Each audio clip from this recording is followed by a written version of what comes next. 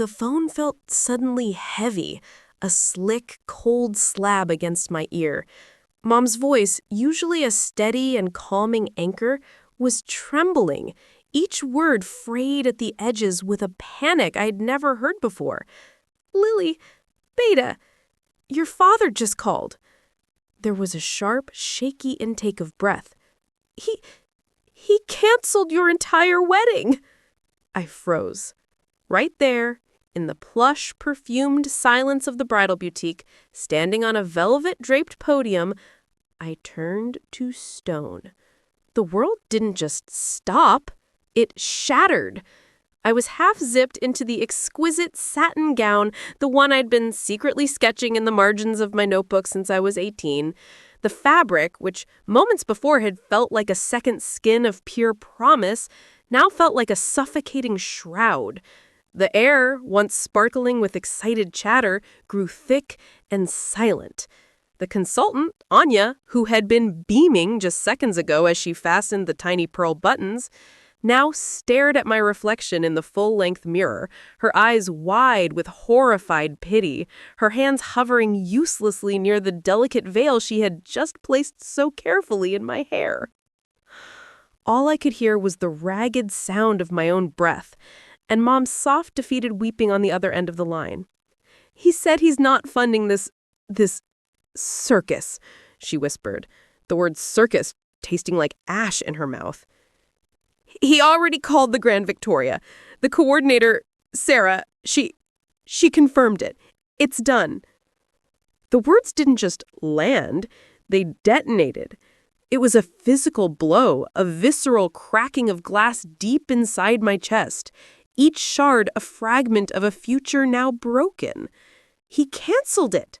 The venue, the flowers, the food, the life Ethan and I had been meticulously planning for a year, he had dismantled it all with one phone call, without a warning, without a single conversation, without even asking me. "Hi, I'm Lily, and I'm 27 years old. By profession, I'm a civil engineer. I build bridges and design structures meant to withstand immense pressure. The irony wasn't lost on me. I'm engaged to a man named Ethan, who is the human equivalent of a safe harbor. He's the kind of person who believes true kindness is the ultimate strength, not a sign of weakness. We've been together for 4 years, and in that time, he has never once tried to build a wall around me, only a foundation beneath us. He treats me like a partner, an equal in every decision, big or small, a teammate. But to my father, Richard Hayes, the concept of partnership has always been synonymous with ownership. Growing up, Dad paid for everything. It wasn't just generosity, it was a transaction. The college tuition, the rent for my chic downtown apartment, the sleek car I drove, even the Italian leather sofa in my living room. He presented it all with a smile, but the price tag was attached with invisible, unbreakable strings. Every dollar he gave was another knot, another layer of permission he granted himself to dictate who I was supposed to be, who I should marry, what life I should lead. I was his obedient daughter, the well-mannered accessory in the portrait of his perfect family. I didn't argue, I didn't date until after graduation, and I never ever questioned his advice, which was really just his control, meticulously dressed as fatherly care. And then I met Ethan. My father never liked him. He found him too humble, too average, as he'd sneered once, swirling an expensive amber whiskey in a crystal glass. "A man with no ambition, Lily. You deserve someone who can match our lifestyle, our social standing. Not a man who is perfectly content driving a used Honda Civic." When Ethan proposed on a wind-swept beach at sunset, my yes was immediate, a burst of pure, unadulterated joy.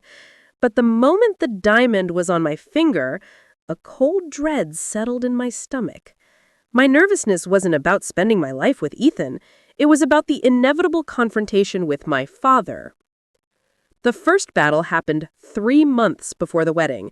at our traditional Sunday brunch, a stifling affair where Dad held court and made family announcements while Mom smiled her tight, practiced smile. I gathered every ounce of my courage, cleared my throat, and said, my voice only trembling slightly, Ethan and I have set a date. It's going to be next June at the Grand Victoria.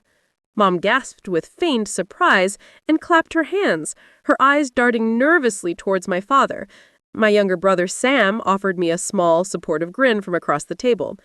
But Dad didn't move. He just slowly lowered his copy of the Financial Times and looked at me over the rim of his porcelain coffee cup. His eyes weren't angry. They were calculating, cold, and utterly still.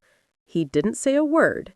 He just took a long, slow sip, and in that silence, I felt the first thread of my dream wedding begin to snap. The silence that followed my announcement was heavier than any I had ever known. It was my father who broke it, his voice deceptively calm. Who's paying for it? I met his gaze, my own steady despite the frantic beating of my heart. We are, I said, my voice clear and firm. I gestured between Ethan and I. Ethan and I have been saving for over a year. We have a budget and we're sticking to it. A slow, condescending smirk spread across his face, the kind that never failed to make my stomach clench, the kind that meant, you are a child and you'll regret this later. Sweetheart, he said, leaning back in his chair as if addressing a naive intern. Real weddings, the kind this family has, cost real money. You might want to reconsider before you embarrass yourselves in front of everyone we know. Ethan, ever the peacemaker, gently interjected, his voice respectful but firm. Sir, we appreciate your concern, but we've got it covered. We've planned everything meticulously. My father didn't even look at him. He simply waved a dismissive hand in his direction, a gesture so insulting that it made me flinch. I'm saving you from yourselves, he stated as if delivering a final, unassailable verdict. You'll thank me one day. That was the first blatant warning shot across our bow. I felt the threat in his words, but in my wildest dreams, I didn't know how far he would actually go to prove his point. The real siege began 2 weeks later. It started with a single, innocuous email with the subject line, Wedding Photography Inquiry. Our photographer, a lovely artist we'd been so excited to book, wrote, Hi, Lily. I received a call from your father, Richard. He informed the event has been postponed indefinitely due to family financial difficulties. I'm so sorry to hear that and hope everything is okay. Family finances? The words felt like a violation. Then, like a line of dominoes tipped by his invisible hand, the others fell. The florist, the caterer, the DJ, all sent near identical cancellation emails, each one a carbon copy of the last, all parroting the same phrase, your father called. When I showed Ethan the growing pile of digital rejections, the color drained from his face. Lily, he whispered, the hurt in his eyes morphing into cold, hard understanding. He's not just disapproving. He's actively sabotaging us. I confronted my father that very night, my hands shaking with a potent mix of heartbreak and rage. He didn't even bother to deny it. I did what any reasonable parent would do when their child is making a monumental mistake, he said with a casual shrug, not even looking up at his newspaper. You're rushing into something you clearly can't afford. Better a canceled wedding now than a failed marriage in a year. Dad, this isn't about money, I snapped, my voice cracking. It's always about money, he replied coolly, finally lowering the paper. His eyes were flat and certain. You just don't see it yet. And with that, he stood and walked away, leaving me standing there, my argument evaporating into the oppressive air of his study. Then came the public humiliation, a new layer of cruelty I hadn't anticipated. He took to Facebook, posting a picture of me from years ago in my college graduation gown, a symbol of an achievement he could still claim as his own influence. The caption read, So proud of my daughter Lily for learning responsibility the hard way. Sometimes disappointment is life's greatest teacher. Hashtag tough love. The comments poured in from his circle of friends and distant relatives. A wise father raises a wise daughter. She's lucky to have a dad who keeps her grounded. Grounded. That was his favorite euphemism, the word he used to sanitize the raw, ugly truth of his need for absolute control. I stopped going to family events after that.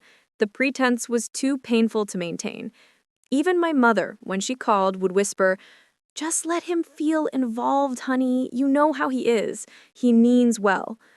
But then he went too far. He crossed a line from which I knew there would be no return. A week before the original date, my father stood in our apartment holding an envelope like a winning card. "I found a cheaper venue," he said, tossing it down. "The community center on 5th. 50 guests, buffet style. More your speed." I watched Ethan's jaw tighten, but he stayed silent. Dad smiled like he'd offered salvation. "See? You don't need to pretend." That's when I understood completely. This wasn't about money. It was about proving I couldn't stand without him. He didn't know I'd been preparing for this moment for years. After college, I'd started designing small residential projects online. One client became 10, then 50. By 26, I was running a profitable firm under a different name. My engineering salary went to savings. Every client payment built my freedom. The venue he canceled, I owned it. 6 months earlier, I'd bought Magnolia Terrace, an old manor I was restoring as both business investment and secret wedding venue. I wanted to build something beautiful, literally from the ground up. So when Mom called crying about the cancellation, I didn't shed tears. I smiled. "It's okay, Mom. Let Dad think that." Ethan knew the plan. We went silent online, ignored the gossip, kept preparing quietly. Dad bragged about saving his daughter from a mistake, told my uncle, "Sometimes you protect kids from their own stupidity." I let him. The night before the wedding, I invited them over. "So," Dad asked smugly, "postponing until next year?" I opened my laptop. "Actually, we're getting married tomorrow at Magnolia Terrace." He frowned. "That place? That's mine," I finished. "I bought it, the deeds under Arcline Designs." He blinked. "You own the venue?" I showed him the documents, ownership papers, profit statements. For the first time, he was speechless. "You make this much?" I smiled faintly.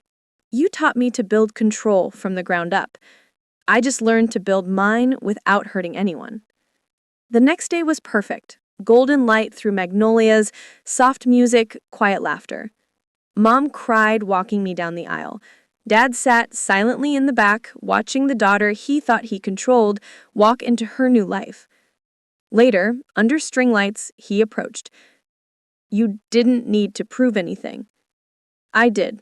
Not for you, for me." 3 weeks later, he called, voice softer. "You were right. You don't need me to make you respectable." I smiled. "I never did. I just needed you to see that." Sometimes those who think they hold the strings realize too late you were never the puppet. You were the builder. True independence isn't bought. It's built, brick by brick, choice by choice. If you've ever been underestimated, remember, the best revenge isn't shouting. It's success they never saw coming.